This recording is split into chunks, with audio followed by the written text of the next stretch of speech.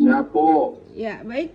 Kita mulai untuk pertemuan TUEP 3 pada tanggal 21 Mei ya 2026 di kelas 1.103. TUEP 3 ini kita membahas tuntas tentang artikel ilmiah versi template-nya UT ya. Jadi kita mesti harus mengikuti ya. Baik, Ibu coba share dulu untuk contohnya ya, contohnya dulu ya, supaya nanti bisa memahaminya gitu.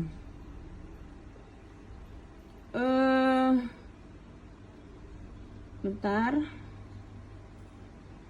Nah ini ya, ini masih template. Kita buka template dulu lah. Nanti setelah buka template, kita buka contoh artikel yang dari UT. Kan ada tuh di akun mahasiswa masing-masing ya. Ya. Kelihatan nggak? Mahasiswa? Kelihatan. Oke, baik. Tolong nanti kalau suara saya menghilang ya, tolong diberitahu ya. Atau suaranya kurang jelas, tolong diberitahu. Nah, jadi gini mahasiswa ya. Ini adalah template. Template itu adalah format. Coba jangan bocor, tolong di iMute dimatikan dulu ininya. Siapa nih ya bocor ya? Ya, oke. Nah, ini template ya. Coba mahasiswa perhatikan, apakah judul mahasiswa itu sudah 20 kata maksimal? Nah, Ibu belum sempat periksa itu. Jadi judul maksimal itu tolong jumlahnya 20 kata. Mungkin ada yang lebih dari 20 kata ya, tolong disederhanakan. Ya, itu judul ya. Kemudian nama penulis pertama itu mahasiswa. Nama penulis kedua pembimbing, yaitu tutor. Ada angka 1 kecil di pojok. Apakah pojok kanan ataukah pojok kiri? Bebas. Nah, fungsinya apa sih, Bu? Nomor itu untuk apa? Nomor itu, nomor yang kecil di atas. Itu menyatakan nomor urut. Ya. Nama misalkan namanya Vanidia Rizky, misalkan. Vanidia Rizky kecil. Angka 1, koma Lina Maulidiana, nama Bu Lina kecil, angka 2. Gelar nggak perlu dicantumkan mahasiswa ya. Ini ada yang mencantumkan gelar, berarti nggak baca template gitu ya. Kemudian prodinya ya, prodinya mahasiswa itu pasti prodi Fakultas Hukum, Ilmu Sosial dan Ilmu Politik ya kan, UT.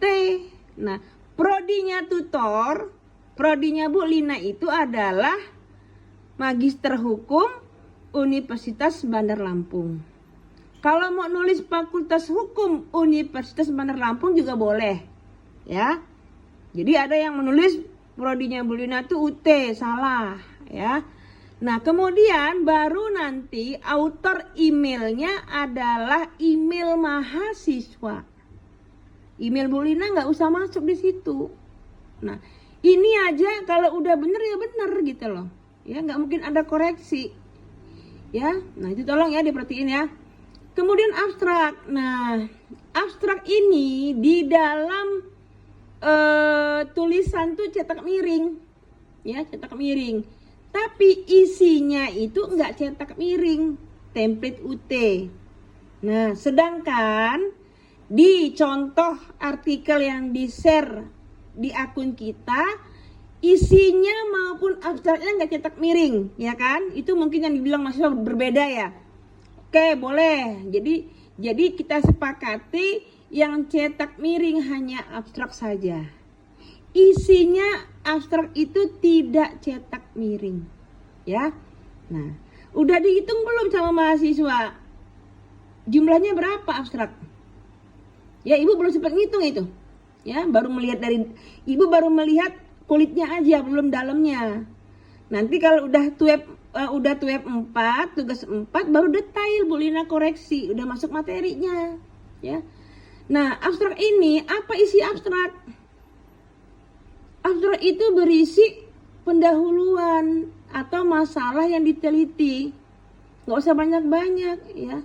Jadi kalau misalkan ada kalimat di mahasiswa, tujuan daripada penelitian ini, nah tujuan itu berarti adalah permasalahan. Ibu akan cek tujuan di dalam abstrak itu sama nggak dengan permasalahan. Kalau sama benar, tapi kalau di abstrak tujuannya A, permasalahannya B, berarti nggak sinkron, perbaiki gitu ya. Nah seperti itu. Baru nanti metode penelitiannya sedikit aja, karena kan kita kan hanya 200 kata. Ya, setelah itu baru masukkan pendahuluan, pembahasan ya. Setelah pembahasan baru kita ada saran. Ya, pembahasan tuh ya kesimpulan sama aja. Ya, baru ada saran. Yang katanya nggak boleh lebih dari 200 kata. Nah ini format. Ya format. Kalau yang ada tulisan di atas warna merah itu nggak usah diikuti. Ya, paham ya sampai sini ya? Paham nggak? Halo, oke, paham ya? Nah ini sudah ikut, berarti nanti kalau yang salah, ada yang bocor lagi nih. Kalau ada yang salah, tolong cepat diperbaiki supaya nanti kita lancar ke tugas 4-nya gitu ya. Pendahuluan. Pendahuluan itu ya seperti ini, tulis pendahuluan. Ada yang nulis pendahuluan huruf gede semua, salah. Ada yang menggunakan latar belakang, pendahuluan 1 latar belakang, nggak ada latar belakang. Hanya pendahuluan baru isinya. Nah isinya ini setiap paragraf itu agak menjorok ke dalam. Ini berapa ketukan nih? Oke lah, ibu nggak ngitung ketukan, mau 4 boleh, mau 6 boleh, asal jangan 10. Dimasukkan ke dalam, gitu ya. Berapa nih halaman ini pendahuluan ini? Paling sedikit 4 halaman. Pakai font Times New Roman, huruf 12 pika. Kanan kiri rata. Ini ada mahasiswa yang nggak rata kanan kiri. Nah, spasinya 1,15. Dan tidak boleh ditawar-tawar menggunakan referensi catatan kaki. Kalian kalau nggak baca ini pasti salah. Ada yang nggak pakai footnote, ada yang body note. Nggak bisa.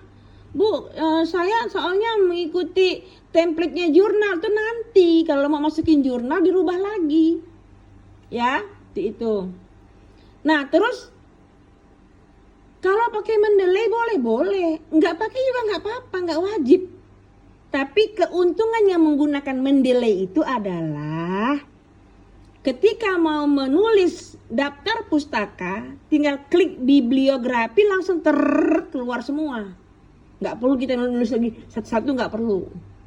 Nah, walaupun mendeley ada style kan, kita pilih yang humanities.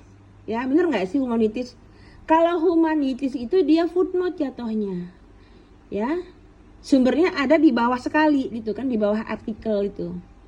Nah, ini pendahuluan, gak usah banyak-banyak. Ya, mau 6 halaman boleh. 5 juga boleh. 4 juga boleh, karena minimal 4 halaman. Ya, paham ya? Nah, di pendahuluan ini nanti di bawah sekali, berdasarkan uraian pada pendahuluan, maka permasalahan dalam artikel ini, permasalahan dalam penelitian ini adalah itu maksudnya. Ada permasalahan 1, 2, 3 paling banyak. Dengan kalimat tanya mahasiswa.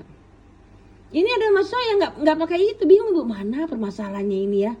Tuh dituliskan ya paling terakhir sekali di halaman pendahuluan ya. Tuh. Kemudian metode penelitian. Nah ibu nggak begitu detail ya karena MP ini kan tidak sama tiap orang ya.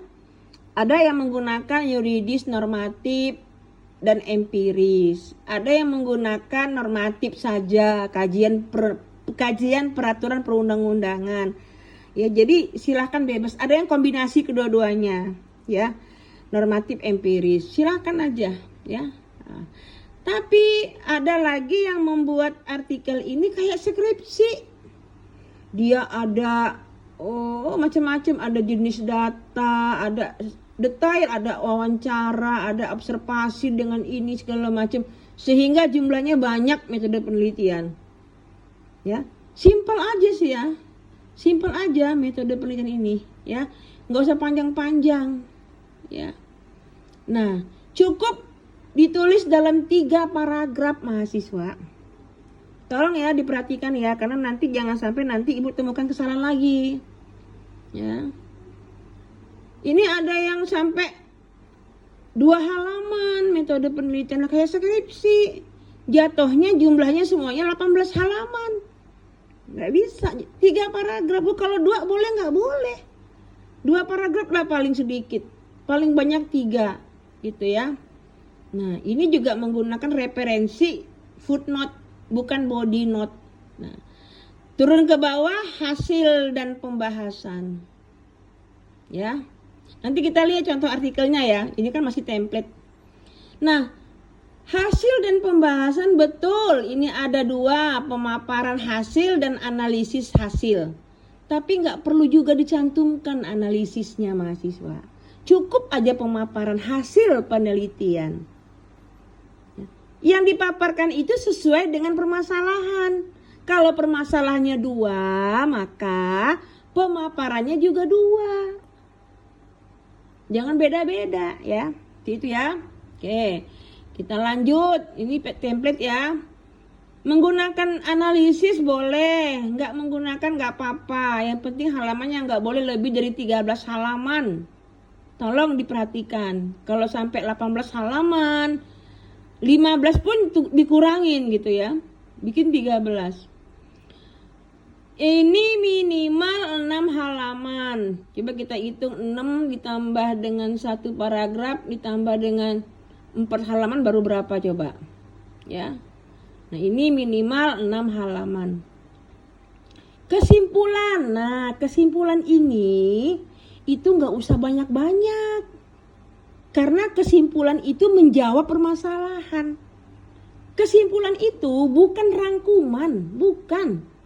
Jadi kalau permasalahannya 2, maka kesimpulan juga 2. Narasinya sama, jangan beda-beda. Ya. Nanti permasalahannya AB, kesimpulannya CD. Salah, harus sama. Usahakan pakai nomor kesimpulan. Nggak pakai nggak apa-apa, tapi ibu lebih senang pakai nomor, jadi enak ngoreksinya. Ya. Dan narasi kesimpulan itu harus sama dengan narasi permasalahan. Gampang kan, nggak susah kan ya bikinnya ya. Nah, daftar pustaka. Daftar pustaka itu contohnya seperti ini ya. Kalau dia jurnal nulisnya begini ya. Nama pengarangnya siapa? Judul jurnalnya apa gitu ya. Kemudian dia halamannya halaman berapa? Ya seperti ini yang 38, garis dalam kurung 1 ini menunjukkan halamannya dari jurnal itu gitu. Kalau ada proceeding seperti ini, kalau buku begini, sumber begini, ini kan udah ada contohnya. Tapi penulisan itu tidak dipisah. Misalkan hanya buku ini, jurnal ini, enggak, jadi satu. Hanya dia berurutan alfabetnya. A semua, baru B, baru C, baru D, semua gitu. Terdengar nggak suara Ibu Lina? Terdengar? Oke ya. Kita stop dulu untuk template ini. Kita diskusi dulu ya. Mungkin ada pertanyaan. Ya, ada yang bertanya nggak? Silakan. Ada nggak? Nanti baru kita share contohnya, contoh template yang ada. Cukup dulu ya. Nanti kalau mungkin pertanyaannya itu muncul setelah kita kucing satu-satu ya. Seperti itu ya. Ibu share lagi yang contoh yang sudah jadi. Kan udah juga ada di grup kan ya? Ada nggak di grup? Ada kan? Udah ibu sematkan kok malah. Nah ini contohnya.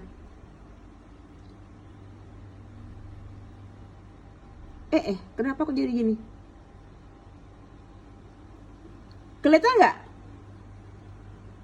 Kelihatan ya? Kelihatan Bu. Oke, Kelihatan. baik. Nah, ini contohnya template-nya itu. Bu, ini yang warna ini nggak usah diikutin yang di atas ini. Nggak usah diikutin, nggak usah dipikir yang di atas. Kita ngikutin yang mulai dari judul ini loh. Ini judul. Ya. Nah, kan seperti ini. Judulnya apa? Ya. Paling banyak itu 20 kata. Ini berapa nih? 1, 2, 3, 4, 5, 6, 7, 8, 9, 10. Baru 10. Kalau kalimat sambung nggak dihitung. Nah, ini contohnya ya. Ada garisnya begini sama persis. Ya. Nah, coba lihat ini. Muhammad Ihsan Lubis. 1 di atas ini. Koma. Lina Maulidiana 2. Ya. Nah, ini kenapa kok 1 semua? Kok nggak ada 2, Bu? Ini banyak nih orangnya nih. Ada Salman, ada Aditya. Karena dia dari 1 perguruan tinggi. Universitas Jenderal Sudirman. Kalau kita kan enggak, 2. UT dengan Universitas Bandar Lampung. Ya. Ini fungsinya 1 ini. Bu, kalau kami tulisnya satunya di sini boleh nggak? Boleh, mau di depan mau di belakang boleh. Ya. 1 universitas terbuka. Mahasiswa kan? Nanti 2 di bawahnya 2 Fakultas Hukum Universitas Bandar Lampung atau Magister Hukum Universitas Bandar Lampung. Nah, ini corresponding author. Ditulis corresponding author email. Siapa? Misalkan emailnya si Muhammad Jahri. Ya, .ac.id pamannya. Ya, email UT kita kalau nggak salah dipakai ya. Nah, ini. Ya, jangan email Bu Lina. Ini ada yang masukin email Bu Lina. Ya salah. Kasih garis ya seperti ini modelnya. Ya. Nah, ini pakai bahasa Inggris. Oke. Mau pakai bahasa Inggris boleh. Mau nggak pakai juga boleh. Ya, karena di dalam pedoman itu hanya pakai bahasa Indonesia. Tapi ini pakai bahasa Inggris. Mau pakai boleh. Nggak juga nggak apa-apa. Ya. Nah, ini abstraknya seperti ini. Nah, kalau di sini abstraknya hurufnya nggak huruf miring ya, tapi tadi di template huruf miring ya. Boleh. Mau huruf miring boleh, mau huruf tidak miring juga boleh. Tapi isinya jangan cetak miring. Ya, seperti itu. Nah, ini isi abstrak ini, ya. Ada hasil penelitian, ada metodenya, ya. Nyambung ke sini ya. Ada rekomendasi dan sebagainya. Tapi jumlahnya itu tidak boleh. Kita lihat punya artikelnya Novanda Singgih Kuncoro. Mahasiswa ya. Nah, ini judulnya Rasa Bersalah Quality Feeling ya. Pada napi kasus perlindungan anak di rutan kelas 2B Purbalingga. 1, 2, 3, 4, 5, 6, 7, 8, 9, 10, 11. Ini nggak nyampe lebih 20 ya, udah benar ya. Tapi jumlah halamannya kebanyakan. Novanda.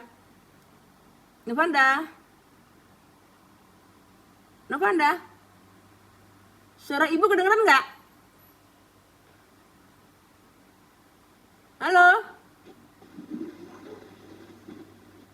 Halo Bu. Halo Bu, soalnya putus-putus Bu, hilang. Oh alah. Sekarang masih? Sudah Bu, Iya. sudah Bu, Nah. sudah bisa. Tolong ibu ditegur kalau putus-putus ya. Novanda nama Bu Lina nggak ada Novanda. Harusnya kan Novanda Singgi Kuncoro kasih angka 1 kecil di atas koma. Lina Maulidiana dikasih angka kecil di atas 2. Di enter. Nah, program studinya Novanda apa? Fakultas Hukum Universitas Terbuka. Ya. Nanti di bawahnya lagi angka 2, Fakultas Hukum Universitas Bandar Lampung. Itu. Enter lagi baru corresponding autornya adalah emailnya mahasiswa. Bisa ya Novanda ya diperbaiki ya. Siap Ibu, diperbaiki lagi Bu. Oke, baik kan. Nah kalau modelnya udah bener ini, udah pakai garis, kata kuncinya di sini udah bener. Abstraknya oke lah, nggak cetak miring nggak apa-apa. Ini udah Ibu nggak ada ininya ya, nggak ada yang Ibu koreksi. Nah, Novanda, apakah ini permasalahan Novanda? Permasalahan nggak ini Novanda? Halo? Ya Bu. Nah kalau ini, Siap Bu, sebentar Bu. kalau ini permasalahan ini benar berarti penelitian ini bertujuan untuk, nah ini permasalahan berarti mengeksplorasi dan mendeskripsi secara mendalam mengenai manifestasi faktor pemicu. Ya, tapi nanti di pembahasan inilah permasalahannya, jangan berbeda lagi, ya. Nah jumlah kata dicek 250, lebih satu pun nggak boleh nih abstrak ini, harus 250 kata, ya. Nah ini udah bener metodenya, Siap Bu. ya. Sekarang kita lihat nih Novanda nih, ini permasalahannya ya katanya ya, tujuannya kita lihat permasalahannya sama Siap, nggak? Bu. Hah? Sama nggak permasalahannya? Kita lihat di sini. Nah, faktor apa saja dan mekanisme sama nggak? Sama nggak? Nggak sama kan? Ya kan? Bener nggak? Siap Bu. Nah, berarti nanti di abstrak tujuannya adalah untuk mengetahui faktor bla bla bla bla dan untuk mengetahui mekanisme napi bla bla bla. Harus sama dengan ini. Ya. Kemudian Novanda ini kok tidak ada footnote Novanda? Kamu nggak kamu pakai body note ya? Mestinya pakai footnote.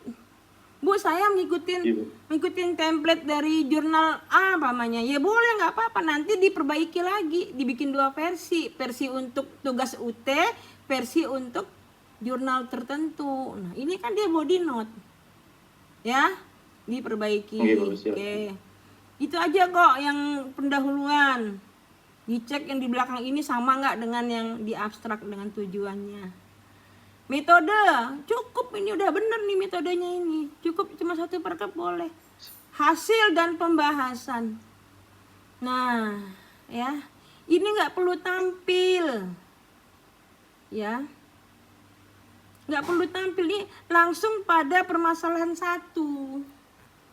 Apa permasalahan satunya? Langsung aja, hasil dan pembahasan A. Ini faktor yang mempengaruhi timbulnya rasa bersalah bla bla bla, di sini lah. Nggak usah pakai profil lagi gitu loh Novanda, karena ini bukan skripsi ya. Jadi itu maksud Ibu itu.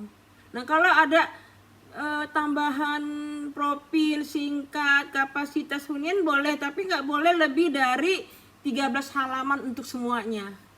Yang penting ini masukkan dulu adalah permasalahannya tuh apa. Novanda paham nggak? Paham ya? Nah. Siap Bu, Pak. Terus yang kedua, apa perusahaan kedua? Mekanisme napi bla bla bla bla. Aduh, ini kok jadi macet ya?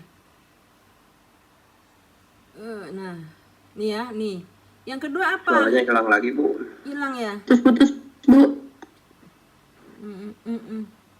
Sekarang? Bu, aman Bu, aman. Iya, oke. Baru nanti yang kedua apa permasalahannya gitu loh.